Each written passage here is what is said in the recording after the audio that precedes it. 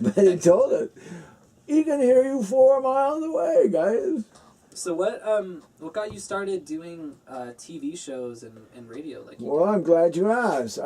We ended the drumming shortly after that because the people sold the business. They made such a big profit of all the drums that we made and sold.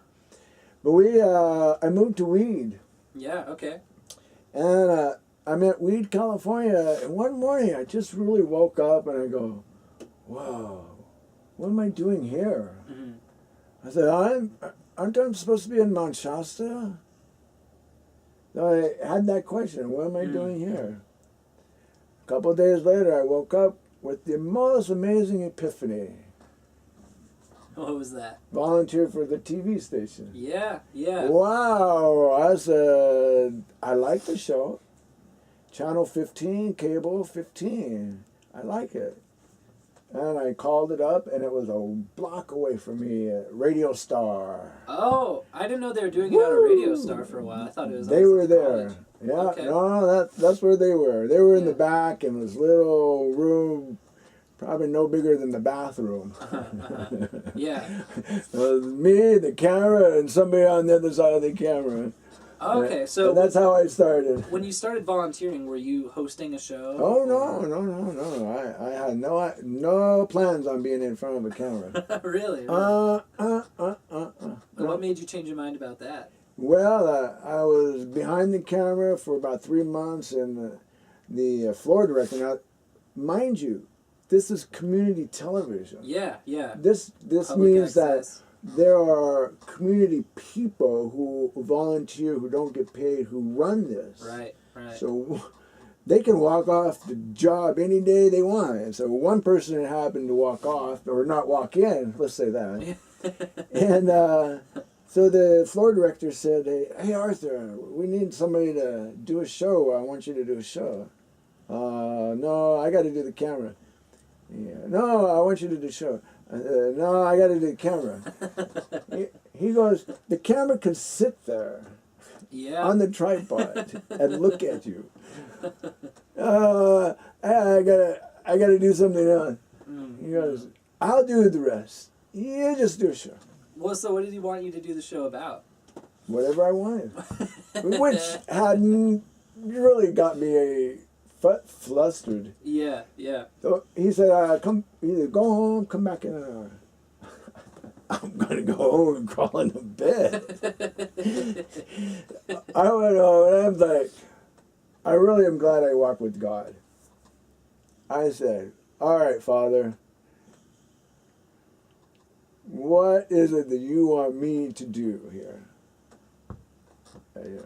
You ever wake up and have that? What did the universe want you to do today? What am I meant to do today? Yeah. No, I just kind of walked home and I kept hearing, do your family history. Okay. Which was what I had been working on for the last 5 years, and I had gotten pretty, I thought 10 generations was pretty good. That is pretty good, I think. And so I took that and I ran with it, and I went back and I just read stories about my family. Wow. How did you find those? Well, you know, internet is great. Yeah. Go look on Ancestor.com, OneWorld.com. Right. There's a whole bunch of them. The Mormon Church has got their .com. Just go in there. Yeah. What you do is you start out, you have your name, you have your mother's name, your father's name, you hopefully have their mother and father. Now, it's usually the 4th generation we have our problems with. Do you know your 4th generation? I don't, no. Yeah, I mean, I haven't really looked, but yeah. This is why I have a book on how to find your generation. I didn't know you had that. The name of my show is Genealogey Today. Okay. And so I started out just talking about my Native American heritage and how they were fighting against the white man. Right. And then as I got closer and closer to the to my white generation, I found out how that generation fought against the Indians and was trying to steal their land. And then I got to a point where they made peace, they intermarried, and the Indians kept their land, and the white people got land, but they had to join the tribes. Okay. So then they became white Indians, but the colonists didn't like that. So they started getting everybody out of the area and going to Oklahoma. So I have a Trail of Tears. 13 people in Tennessee traveled in 1830 across, anyway, so to Oklahoma, and so I started with that. And then, so this thought somehow guided you to doing a show.